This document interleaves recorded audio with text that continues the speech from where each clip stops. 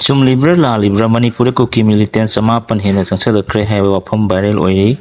government miyangi mipaiba koknaba pakhum pifam thoktabra hangarakli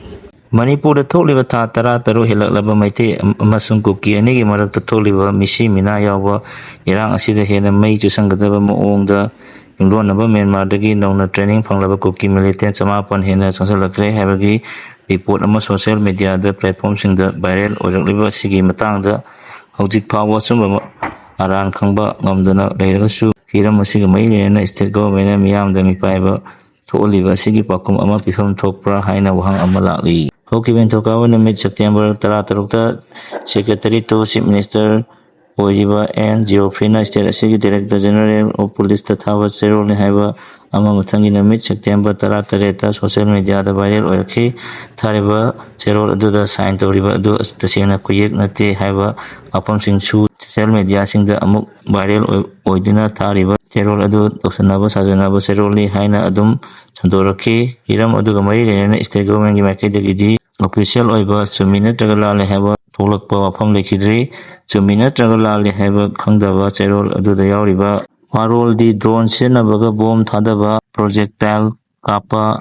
Missile Kappa Yauna jungle warfare and on the training Panglava Kuki militants Amapan Rome and Mardagi Manipura Sanchala Cray High Kuki militants in Dumi Kuntragi group Saraga Manipuragi Bodragi Akoibada Chinkong Yada Saitola Lady September Kunipan the Metegi Tuan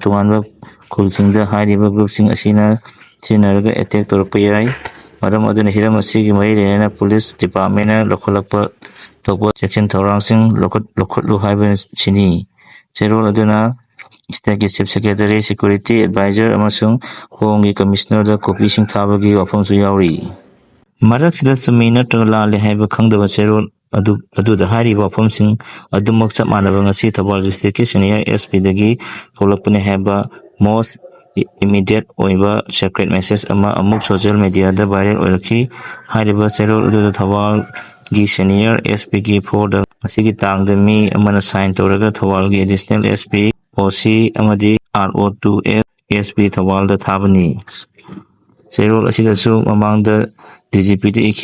ikibani haiba aduga sab mana wafam sing panmola district asida leriba security forcing coordinate Tonaraga security station Toranging Lokan Kangibani Nasi social media the various livers Gerald Adamaksu to Minata Lali Heva Kangtok Nava Equegi Ponapon Tawal correspondent way they never Tawal SP office the Pau Hona Nava Honavada Nonkide Domaku Topa Likun Amadagidi Asibaril Oliva Serol Adu the same Banati Tazanaba Seroli Hava Police Kimakadi Pontor Pole Highly Bafam Adu official Oiva Haiba Nataba Tin Haida Kakang Pontolakwa Oibana from a Sikadai Power zum Libano Traga Lalibano Havadi Kangam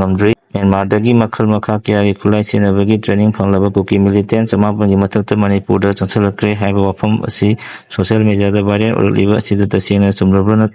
Targa the state Sigi Maintainer Kundari Sinkong Yada Labor Mahom Sing the Kadito Kadavagi Havadu Kanbadami Pipe Honore Madam Aduna upon a 6 minute Jagalali have a Mago Mangi Makadegi Pakum Oina Singtok to the Miam the Sam Nariba Asiko and view Kon Binaba to me Hanasu Miam the